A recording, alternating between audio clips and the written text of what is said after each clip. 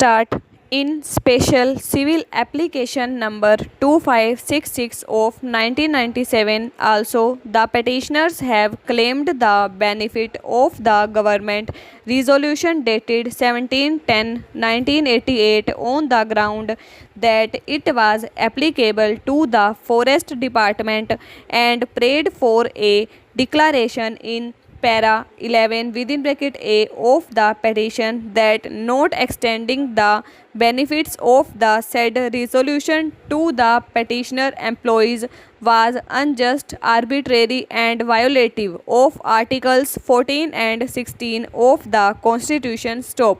The respondent authorities in all these matters have contested the claims of the petition's stop stanza.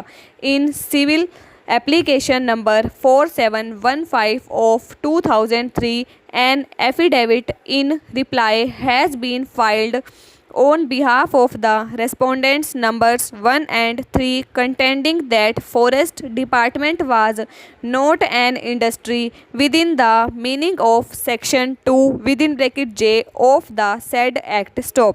It is stated that as per article 48A of the Constitution, a duty is enjoined upon the state to protect and improve the environment and to safeguard the forests and wildlife of the country. Stop.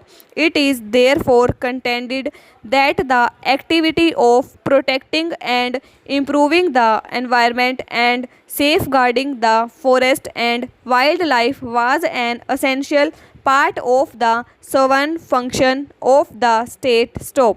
It is also stated that under the National Foreign Policy of 1988, maintenance of environmental stability through preservation and where necessary restoration of the ecological balance, conserving the natural heritage of the country, checking soil erosion and denudation for mitigating floods and droughts, increasing substantially the forest tree cover in the country through massive afforestation and social forestry programs, especially on all denuded, degraded and unproductive lands, creating a massive people's movement with the involvement of women for achieving these objectives and to minimize pressure on existing forests were the basic objectives spelled out. Stop. The principal aim of forest policy must be to ensure environmental stability and maintenance of ecological balance, including atmospheric equilibrium, which were vital for sustenance of all life forms, human, animal and plant. Stop. The derivation of direct economic benefit must be subordinated to this principal aim. Stop. It was also pointed out that under Article 51A within bracket G of the Constitution, it was a fundamental duty of every citizen to protect and improve the natural environment, including forests, lakes, rivers, and wildlife, and to have compassion for living creatures. Stop.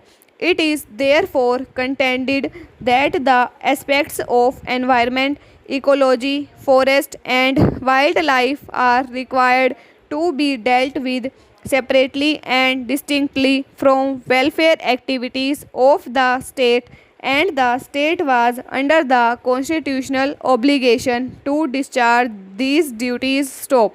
The activities pertaining to preservation, conservation, and protection of the forests did not amount to production and or distribution of goods or services to satisfy human wants and wishes as ordinarily understood. Stop.